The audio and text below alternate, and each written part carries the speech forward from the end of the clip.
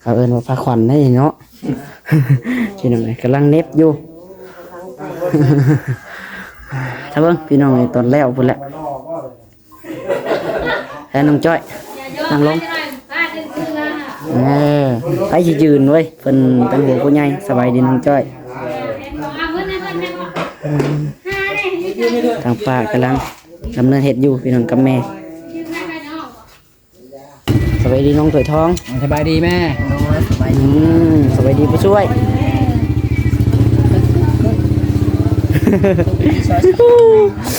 น้องอ้อนี่มาคุ้มเนาะบ่เห็นมาซอยซีน้ำหมูนี่โอ้ย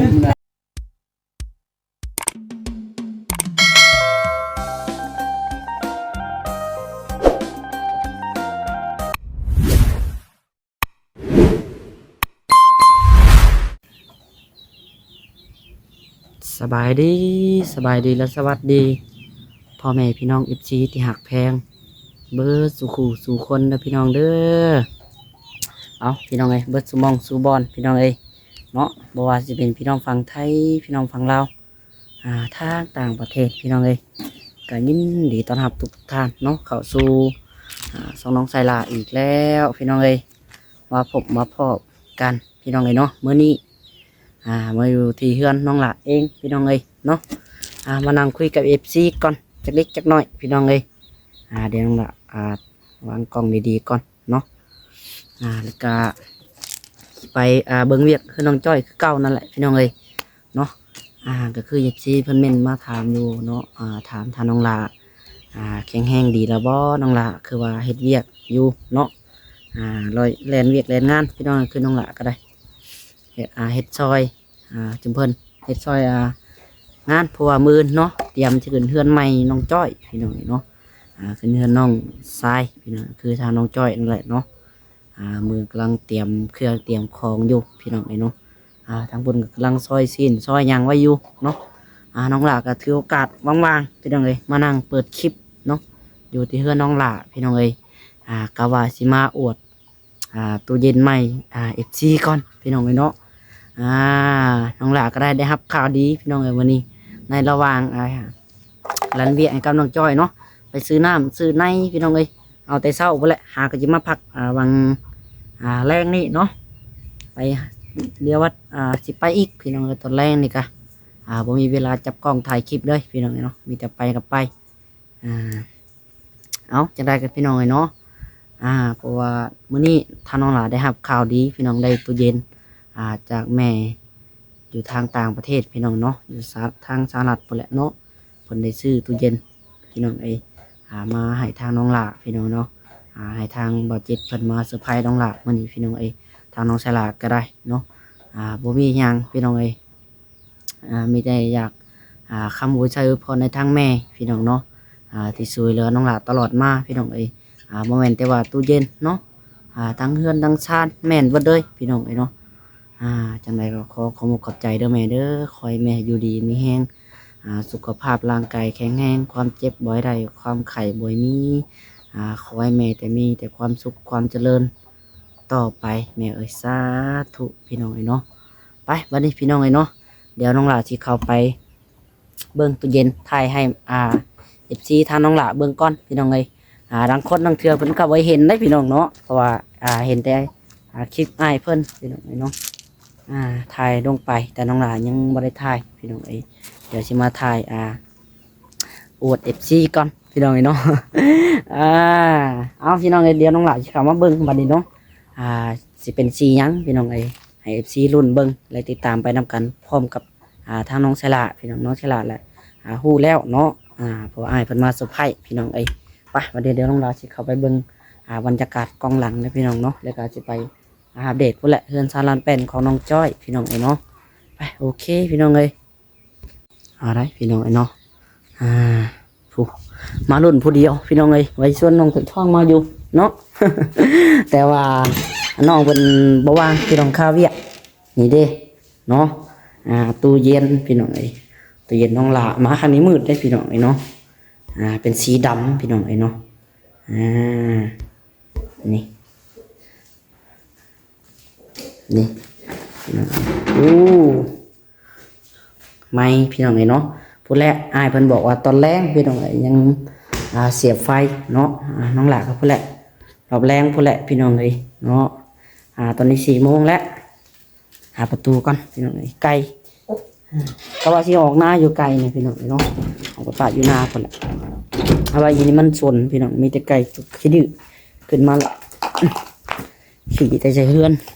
โอ้ยไปเดี๋ยวเราสิชวนแม่FCเข้าไปเบิ่งก่อนเนาะพุ่นแหละเฮือนน้องจ้อยเพิ่นพี่น้องกลางเต็นท์กลางหยังได้พี่น้องเนาะน้องหล่ะก็ได้หาก็สิว่างพี่น้องจับกล้องถ่ายคลิปลงไปให้พี่น้องเบิ่งก่อนว่าซั่นเนาะโตทางปลาทางหยังกับมาพี่น้องเนาะกำลังซอยกันเตรียมทางปลาเพิ่นก็เน็บคันนักเบ่งอยู่เนาะเน็บแต่งคันนักเบ่งเพราะว่ามือ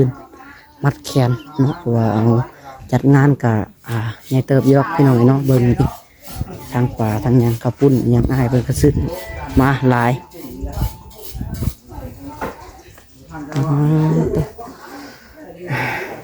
เขาเอิ้นว่าพาขวัญได้เนาะ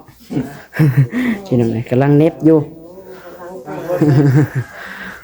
ถ้าเบิ่งพี่น้องตอนแล้วพุ่นแหละแล้วน้องจ้อยนั่งลงไปสิยืนเว้ยเพิ่นเป็นหัวผู้ใหญ่สบายดีน้องจ้อยทางป้ากำลังดำเนินเฮ็ดอยู่พี่น้องกับแม่กำลังเน็บดอกไม้ดอกหยังเนาะฮ้อนเดี๋ยวตอนแรกนี่ก็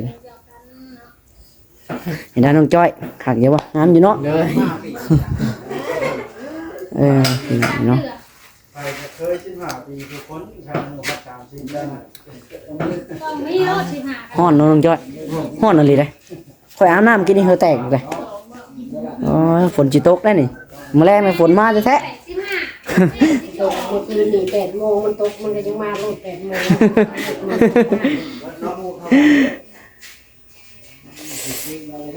กำลังนิดดอกไม้พี่น้องทางป้ากับแม่แล้วสมบูรณ์ขึ้นเนาะโอ้โดยสวัสดีคอยได้มาถึงเนาะโดยคอยขึ้นได้บ่ในบ่ทันได้ขึ้นก็ได้เบิ่งกันเฮ็ดหยังซะนี่สบายดีเด้อโอ้ยิบพักมาเบิ่งการอาหารอยู่การกินกันพี่น้องเอ้ยกำลังซอยซีนไว้ทางนี้มื้อแล้วก็สิสุปหยังเด้ยสบายดีจังพุทธสบายดีน้องถวยทองสบายดีแม่สบายดีผู้ช่วย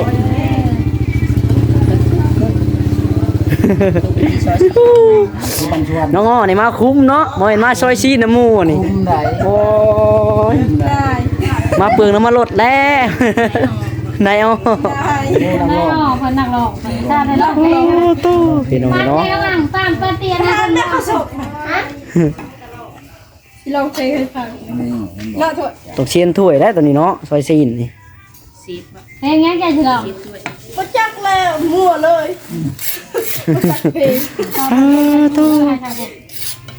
ผู้ช่วยจังพุทธเนาะแว่นธรรมดาใส่ตานะนี่ใส่ยังอยู่ถึงหมวกคือนะมันแบบนี้ได้นั่นบ่ใช่บ่ได้ได้ตอนนี้ก็เป็นเวลาพี่น้อง4 โมงแรงแล้วเนาะใครจะได้ค่ำแล้วล่ะฮะ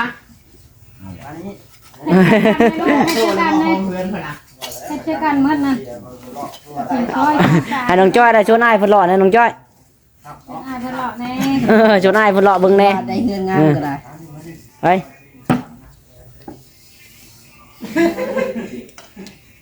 นั่งมาให้มานี่บัดนี้พี่น้องเอ้ยหันมาเบิ่งเซฟเฮาทางนี้ย่างเนื้อนี่นะจ๊ะเลยไปไว้ย่างเนื้อเนาะไปมันเย็นก่อนย่างน้ำมันพี่น้องเอ้ยมันดับอีหยังนี่ใส่รถมาซอยมันจะปนกันนั่นแหละเสียบอะไรนี่โอ้เสียบได้นี่บ่ต้องห่วงขี้มือว้ายเนาะยอดเลยอ่ะคิวเหล่าเลยคิวเหล่าได้เอาคิวเหล่าบ่อนเราไม่แต่ใส่คู่มือคิวเหล่าบ่อนจะเอามาเหล่ามาทางไหนบ่อนเฮ็ดบ่รอดเลยเอาออกมาเลยเก็บจัง ซีนมาลาไว้ อย่างเห็ดนี่ไม่ต้องห่วงแล้ว เนาะ โอ้ยเห็ด ซอยตัวนี้แล้วก็ปลาต่อไหน แม่นั่น ปลาก็เช้ากว่าโลเลย ตำรวจบ้านคำ ซื้อเออ ชาวกุโล แม่น เร็ว น่ะซื้อมาเลยปลานินโอ้ข้าวปุ้น30 โลข้าวปุ้นฮู้พี่น้องเนาะเต็ม3ป่าคักบ่สงจัดการตัวนี้เนาะค่ำมื้อนี้เนาะเพิ่นสิครัวแล้วนี่ก็ได้ คำนะ ค่ำพี่น้องเอ้ยเนาะ รอรุ่นนำคลิปกันต่อๆไปเด้อFC เอ้ยเนาะนี่แม่ FC เบิ่งมันมือ โอ้ยพี่น้องเอ้ยเนาะสำสิครัวมื้อนี้เบิดมื้อแล้วค่ำมื้อนี้อะยังอีกปลาเป็นกระซ้ำโห คำก็ได้4 โมงแล้วมันก็คำก็ได้ อันนี้ยังค่ำเลย7 โมง 8 โมงเนาะ ฮะ บางคนได้ความหลายเห็ดก็ได้ จะคนน่ะ2 4 คน5คนเท่านั้นแหละคนน่ะ เป็นโมงเช้าผู้ใด โอ้ ฮอดดอกสินี่ เต็มที่มื้อนะ ค่อยนะค่อยบ่ได้ฮอดจริงดิแรกจะนั่งซอยเดียวมันนั่งโมงก็มารับไปเนี่ย ป่าเพิ่นสิเผาเอาแล้วว่ะป่า 8 โมง ไปเย็นเลย เฮ็ดที่1แล้วก็ให้น้ำกับปุ้น อ๋อ ตอนแรกนี่แหละสิพากันลาบจาก2โตว่า เห็ดกินแรงน้ำเนาะ ลาบปลา แม่นนั่นแล้วเนาะตัวนี้ต้มเห็ดหยังตัวต้มนี่ ฉันลวกอะไรก็สิช่วยใช้กัน อ๋อซอยหนังมันซอยใส่น้ำกันนั่นแหล้วเนาะเตรียมไว้พี่น้องไอ้เพราะว่าย่านบืนมันบ่ทันเลยเนาะ อันนี้ เป็นเฮาบ่ซอยบ่หยังไว้แล้ว เอ้า อันนี้คือหนังมันนะ เคียงก็จนเรือคนเนาะบ้า จ้า เคียงเรือคนนั่นบ่บางงานนี่คนเรือเคียง อันนี้เคียงเรือคน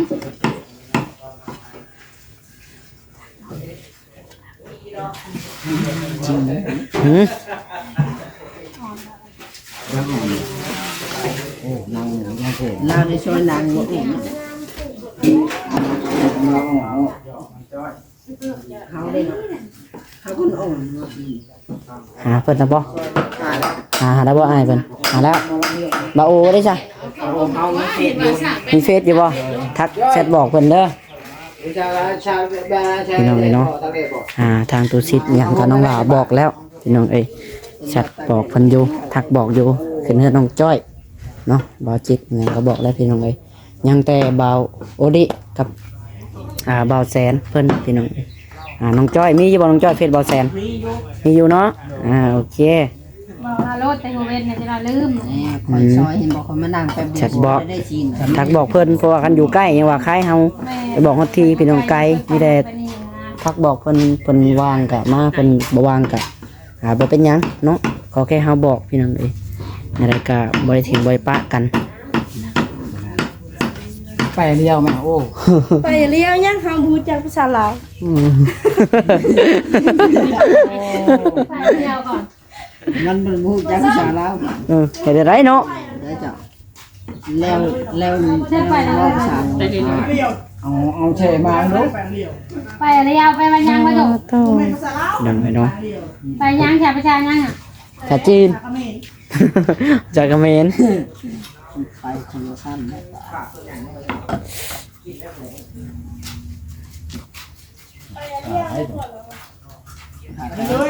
เข้าอยู่บ่ผ่าน่ะ พาเสียใจ มาดิ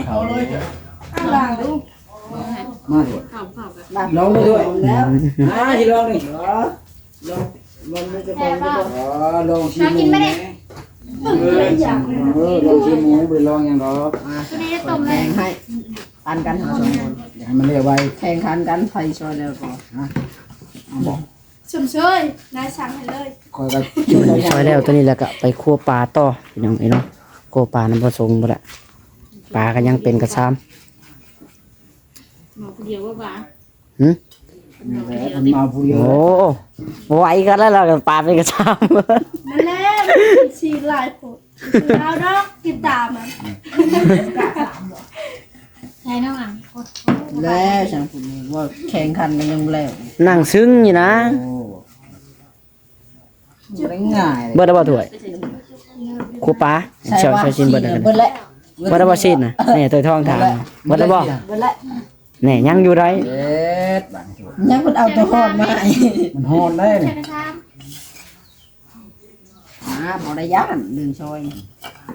ยังไม่ได้ช่วยเนาะ หมูด้วยนะ เอามาโลดเป็นตัวหอม เลย คนนึง วางหัวมาขาแล้วสิ บ่ย่านย่าน ผมไม่ใช่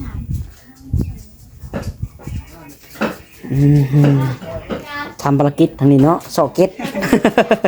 ทำภารกิจเรื่องไงเนาะภารกิจสอเก็ตป่าใช้น้องจ้อยเป็นไงนายบอก จักคนทางไหน ป่าก็มีตัวใหญ่พี่น้องเนาะ ฟังกูให้กินเลยให้กูไปทั่วป่าเขาก็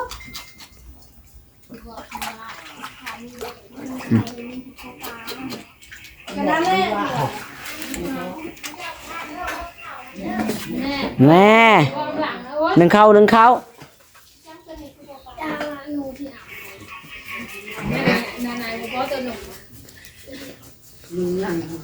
กระไรที่เอา นะพี่น้องเอ้ยนั่งคุยกับน้องจ้อยก่อนจักหน่อยหนึงเนาะ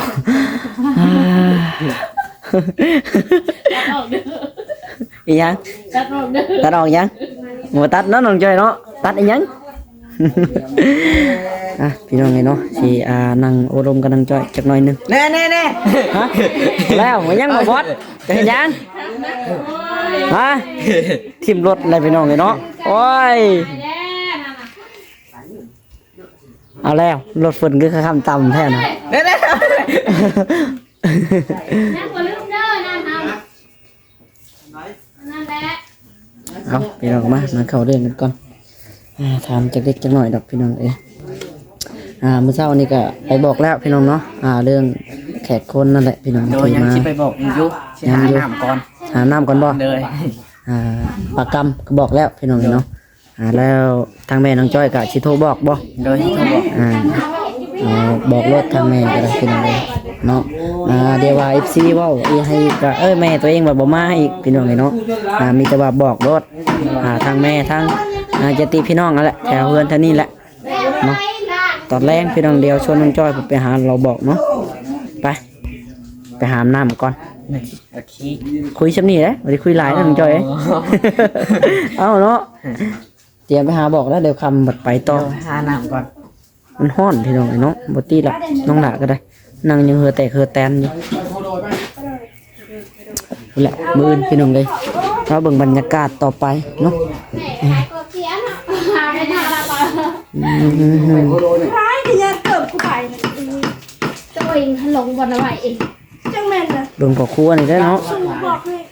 กูเห็นเรียกลายโฟ แม่ มาทางดึก ไปแม่ไปแม่ไปหาแม่ ร้อนเริ่มเลย อ๋อ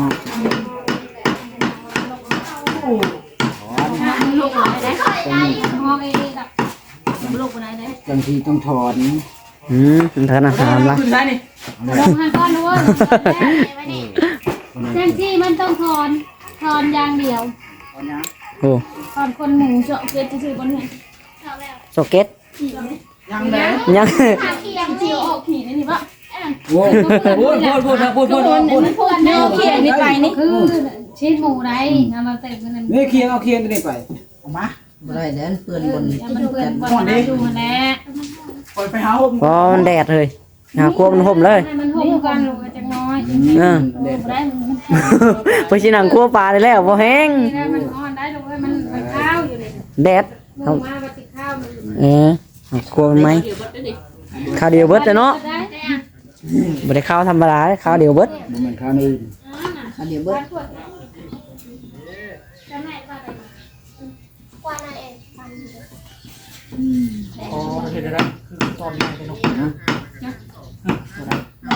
ใหญ่แต่บางประเทศแรกเราต้องกระโปรงขึ้นมันจิเจ็บลง เบิ่งเขาเห็นยังไงกว่าเฮาที่ละ เออ ตัวนั้น ช่วยได้น้อยแน่เฮ้ย ได้ ตอนใหญ่แท้ ไอ้ พอดีบ่ บ่ได้ง่ายใส่บาตร คำจะอิ่มเลย ค่อยยังมาทันซอยแล้ว ท่านช่วยได้น่ะ แม่นบ่ ยังได้คนปาดไว้ชื่อ ปาดไว้ชื่อ เอ้ โอ้ เดี๋ยวไปเอาตอนนี้เอ้ากล้องข่อยฮักพี่นี่ แน่แบตสิเบิดเป็นได้จ้ะวะ เซียนพี่น้องเอ้ยนึ่งข้าวบัดนี้เนาะนึ่งข้าวบ่น้องเงาะ แม่ละจ้า นี่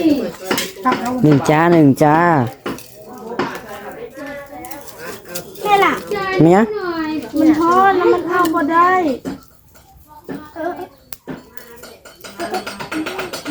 แม่ก็ไม่ ยัง น้ำกินแน่เลย ข้าวมันจะตื่นอีกแล้ว ยังนี่ นอนนมนอม เบิ่งเซฟเพิ่นนึ่งข้าวก่อนโอ้โห ถูกทาน นอนทางเอาปาดเอานี่แล้วก็ใหญ่ของใครจะใหญ่เนี่ย บรรยากาศร้อนพี่น้องเอ้ยตอนแรกจะว่ามื้อแรงฝนสิมาจักเนาะ หมอกมันแล้วก็เล่ พดตดมันเป็นพดตกพดตด ก็เบี้ยวไปหน่อย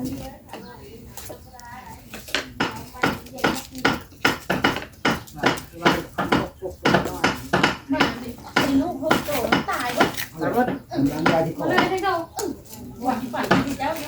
น้อยอ่ะว่ามันจะปีกบ่ เครียดนอนมือตาเครียดลุงอังนอนไหน ก็มันนี่วันย่างคุณนึงข่าว อืม คอยเลี้ยงข้าว มันประหัดบ่ประหัดน้องหนึ่งข้าว น้ำบ่น่ะ วันชุกได้บ่หนึ่งบ่หนึ่งแล้วเนาะหนึ่งข้าวแต่วันประหัด นึ่งข้าวกินตอนแรง